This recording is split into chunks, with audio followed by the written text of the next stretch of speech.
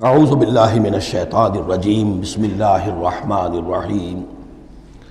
اب اگر تم جاننا چاہو کہ مومن کسے کہتے ہیں تو سن لو، اس کی ڈیفینیشن یہ آ گئی۔ اب یہ میں نے سورہ انفال کے دوران بھی اس کو وضاحت کیا تھا کہ اس کے دو حصے جو اس ڈیفینیشن کے، سورہ انفال میں دوسری آیت، دوسری تیسری، اور ادھر آخر سے پہلی آیت جو ہے اس میں ان کو دونوں کو علیحدہ کر دیا گیا۔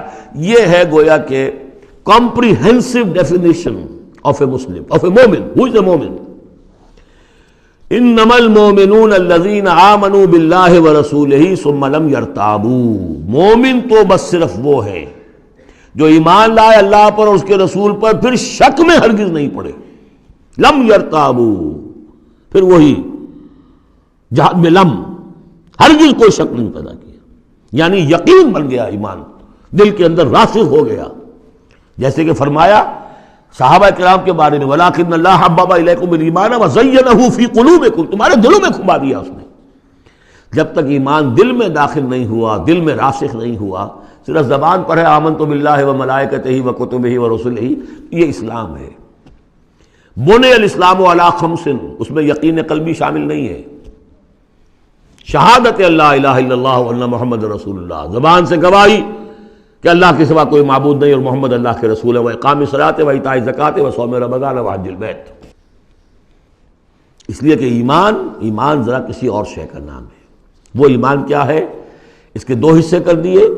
اب یہ اس شہادت سے نیچے یقین قلبی والی بات ایڈ ہو جائے اور ادھر عمل میں جہاد ایڈ ہو جائے تو 7 چیزیں ہوں گی تو اب یہ مومن شمار ہوگا۔ 5 چیزیں تو اسلام وہ تو ہونی ہے۔ مومن جو ہے وہ مسلم تو ہوگا ہی لا محالہ، لیکن اس سے اوپر کی منزل ہے تو 2 چیزیں اور بڑھ جائیں گی۔ وہ کیا ہے؟ انما المؤمنون الذین آمنوا باللہ ورسولہ ثم لم یرتابوا وجاہدوا باموالہم وانفسہم فی سبیل اللہ، اور جہاد کریں اپنے مالوں کے ساتھ اور اپنی جانوں کے ساتھ اللہ کی راہ میں۔ اولئک ھم الصادقون، یہ لوگ ہیں جو سچے ہیں، دعوی ایمان میں سچے ہیں۔ کہنا آسان ہے آمنت باللہ وملائکتہ وکتبہ، لیکن واقعتاً ایمان ہے یا نہیں اس کا جائزہ لے لو۔ جیسا کہ میں نے عرض کیا، باطل کے نظام کے تحت زندگی گزارتے ہوئے اگر اس کو ذہناً قبول کیا ہوا ہے، اس کی چاکری کر رہے ہیں، اسی کی خدمت کر رہے ہیں اور اپنی توانائیاں صرف کر رہے ہیں اسی نظام کے تحت پھلنے اور پھیلنے اور پھولنے میں، زیادہ کمائیں، زیادہ بڑے گھر میں رہیں، زیادہ شاندار محل ہو، زیادہ ہماری کار لمبی ہو، ہمارا یہ ہو، ہمارا وہ ہو، سارا دن رات اور سارا خون پسینہ اسی کام کے لیے ہوا، وہ مومن نہیں ہو سکتا۔ غلبہ باطل کے تحت انڈر پروٹیسٹ رہنا پڑے گا، ایسے رہنا ہوگا جیسے کہ جیل میں انسان رہتا ہے۔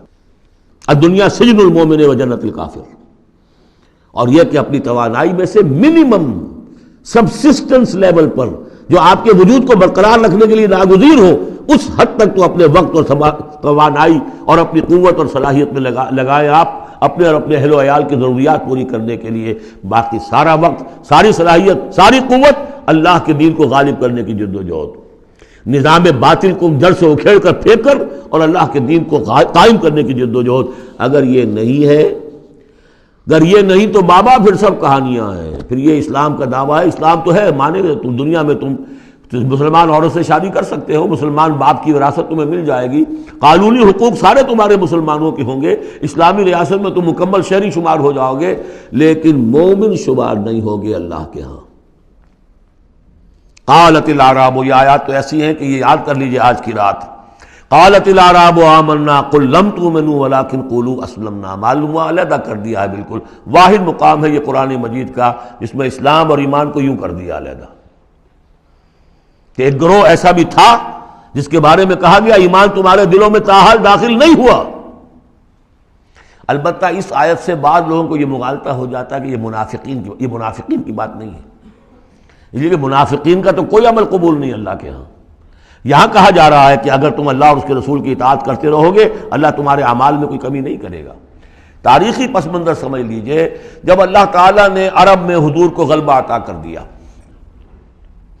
اذا جاء نصر اللہ والفتح ورأیت الناس يدخلون فی دین اللہ افواجا، اب ظاہر بات ہے کہ تمام قبائل کے اندر بیٹھ کر مشورے ہوئے، it's no use continuing resistance, اب تو بہرحال فیصلہ الفتح محمد کو ہو گئی ہے، اب ہم مقابلہ نہیں کر سکتے، کوئی اور راستہ نہیں، جاؤ اور جا کر وفد بھیجو اور اطاعت قبول کر لو اور اسلام قبول کر لو۔ تو وہ اطاعت بھی تھی اسلامی ریاست کی، ساتھ ہی اسلام قبول کرنا بھی تھا کہ ہم نے مان لیا جی، اس لیے کہ وہاں سے تو الٹیمیٹم آ چکا تھا جو سورہ توبہ میں ہم پڑھ چکے ہیں کہ یہ صرف 4 مہینے کی مہلت ہے، اس کے بعد اگر تم ایمان نہ لائے تو فَإِذَا انْسَلَخَ الْأَشْهُرُ الْحُرُمُ فَاقْتُلُوا الْمُشْرِكِينَ حَيْثُ وَجَدتُّمُوهُمْ، تو اس کے بعد ایمان لانا ان کے لیے لازم تھا اگر رہنا عرب کے اندر۔ لیکن یہ کہ ان میں 3 طرح کے لوگ تھے، ایسے بھی یقیناً تھے جو خلوص دل سے ایمان لائے، ایسے بھی لوگ تھے جو دھوکہ دینے کے لیے ایمان لائے، جان بچانے کے لیے۔ یہ 2 ہو گئی ویلیوز، پازیٹو اور نیگیٹو۔ بیچ میں پازیٹو اور نیگیٹو کے مابین ایک زیرو لیول آتا ہے۔ زیرو لیول وہ تھا کہ دل میں نہ دھوکے کی نیت ہے، نہ حقیقتاً ایمان دل میں پیدا ہوا ہے، لیکن اسلام لے آئے، ٹھیک ہے ہم تیار ہیں۔ وہ ہے جن کا ذکر کیا جا رہا ہے۔ قالت الاعراب آمنا قل لم تؤمنوا ولكن قولوا اسلمنا، تم یہ کہو کہ ہم اسلام لے آئے، ولما يدخل الايمان في قلوبكم، ابھی تک ایمان تمہارے دلوں میں داخل نہیں ہوا۔ وَإِن تُطِيعُوا اللَّهَ وَرَسُولَهُ لَا يَلِدْكُم مِّنْ أَعْمَالِكُم شَيْئًا، اگر اللہ اور اس کے رسول کی اطاعت کرتے رہو گے اللہ تمہارے عمل میں سے کچھ بھی گھٹائے گا نہیں، کم نہیں کرے گا، بلکہ آگے چل کر یہ بات واضح ہو جائے گی کہ اگر اللہ اور اس کے رسول کی اطاعت کرتے رہو گے تو ایمان بھی تمہارے دلوں میں پیدا ہو جائے گا۔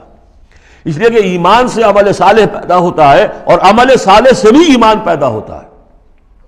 لیکن اگر تم جاننا چاہو دل میں یہ امنگ پیدا ہو جائے، اللہ کرے کہ ہم میں سے ہر شخص کے دل میں یہ آج ارادہ اور امنگ پیدا ہو جائے، اور یہ وہ آرزو پیدا ہو جائے جس کے اوپر علامہ اقبال نے جو کہا ہے کہ آرزو اول تو پیدا ہو نہیں سکتی کہیں اور، ہو جائے تو مر جاتی ہے یا رہتی ہے خام۔ یہ آرزو کہ مجھے مومن رہنا ہے، جینا ہے، مرنا ہے، یہ آرزو اول تو پیدا مشکل سے ہوتی ہے، اور ہو جائے تو معاشرہ اس کو غذا نہیں دیتا، ہر 4 طرف سے اس کے خلاف آپ پر دباؤ پڑنا شروع، دماغ خراب ہو گیا، پاگل ہو گیا، فینیٹک ہے، یہ اپنا کیریئر چھوڑ رہا ہے، یہ اپنا کاروبار برباد کر رہا ہے، وہ فلاں یہ کر رہا ہے۔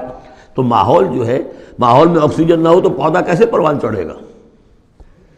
تو اس لیے بہت مشکل کام ہے، الا یہ کہ خلوص نیت اور عزم مصمم ہو تو اللہ تعالیٰ کی طرف سے خصوصی توفیق اور تحصیل ہوتی ہے۔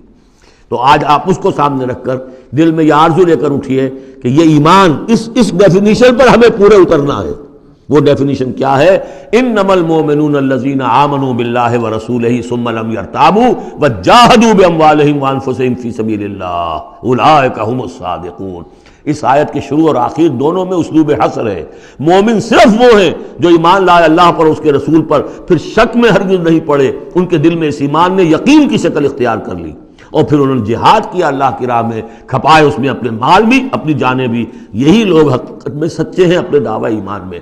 اللہم ربنا اجعلنا منہم، اللہم ربنا اجعلنا منہم، یہی صادقون ہیں جن کے بارے میں سورہ توبہ میں ہم آیت پڑھ کر آئے ہیں، کونوا مع الصادقین، صادقین کے ساتھ ہو جاؤ۔ تلاش کرو کوئی صادقین ہے دنیا میں اس وقت کہ نہیں، اور حضور نے یہ خبر دی ہے، لا تزال فی امتی طائفۃ قائمین علی الحق، میری امت میں ہمیشہ ایک گروہ ضرور موجود رہے گا جو حق پر قائم ہوگا۔ تلاش کرو اسے، اور تلاش کر کے کونوا مع الصادقین، ان میں شامل ہو، ان کے ساتھ شامل ہو جاؤ، ان کے دست و بازو بنو۔ ظاہر بات ہے جمعیت کے بغیر، جماعت کے بغیر وہ اقامت دین کیسے ہوگی؟ وہ اظہار دین الحق علی الدین کلہ کیسے ہوگا؟ محمد رسول اللہ والذین معہ حزب اللہ بن گئے تھے، تبھی تو دین قائم ہوا نا۔ اب وہ ساری کیفیات جو سورہ حجرات میں آئیں،